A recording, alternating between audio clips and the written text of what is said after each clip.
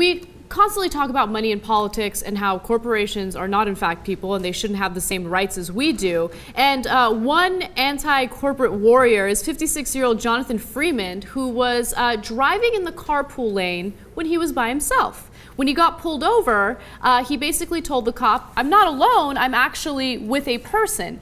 Then he proceeded to pick up papers that indicated his business was incorporated. And he said, "See, this indicates that I'm traveling with a corporation. Corporations are people, so therefore I shouldn't get this ticket." I love this guy. I think that's the most ingenious argument ever made. And then what's weird is that it turns out when they want to get all the different breaks and they want to buy our politicians, they are people. But when you're in a high occupancy vehicle lane, turns out they rule that they are not people. Well, isn't that convenient? So when it is to the advantage of an actual human being, sorry, but corporations are not people. When it is to our great disadvantage, sorry, corporations are people. Yeah. I love his quote. It's great. He says, "The question of personhood is a very poignant one. This is designed to bring a very strong point to bear upon the legal system. Corporations have grown into large, huge, fictional entities. Now I am taking their power and using it in order to drive in the carpool."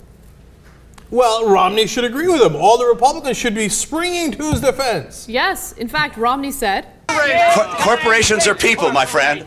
We can raise taxes on... Of course they are. Human beings, my friend. Human beings. Okay. So, I mean, think about this, right? First of all, I would have played that tape over and over in my trial. I would have been like, look, corporations are people, my friend. I mean, that's a guy running for president, got 47% of the vote. 47% of the country apparently agrees. Corporations are people, my friend.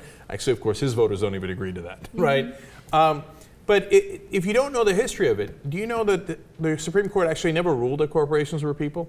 It was back in the 1800s, and a Supreme Court clerk added a head note, not into actual opinion, after the case was over. Well after the case was over. Wow. If I'm not mistaken, it was 2 years after the case was over. how is that even possible? It was a case about the railroads.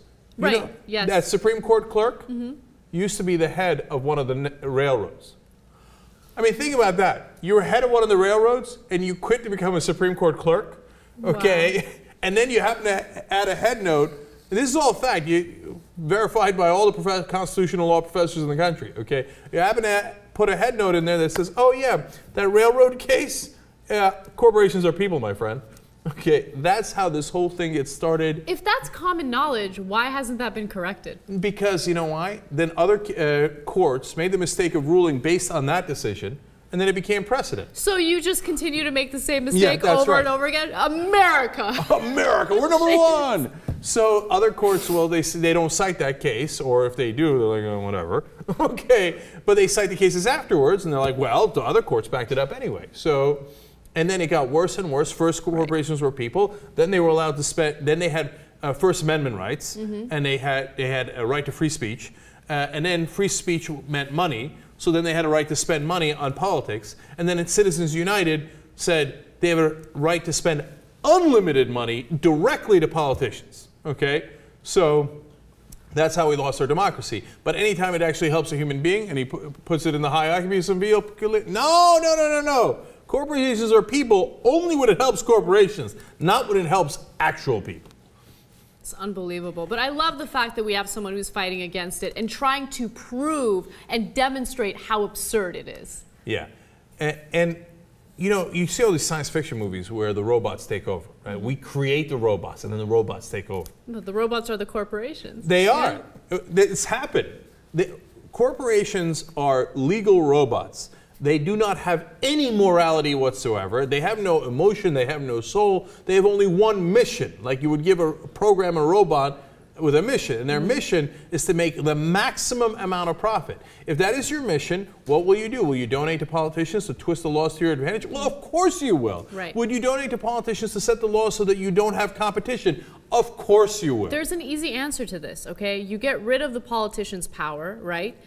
You get rid of all regulations, and you allow the people to decide, right? Oh, yeah. And you just depend on the market working itself out. Corporations will do the right thing on their own. Oh, is that right? That's how it I works. didn't know that. Okay, well, I'm looking forward to that in a couple of centuries. Yeah.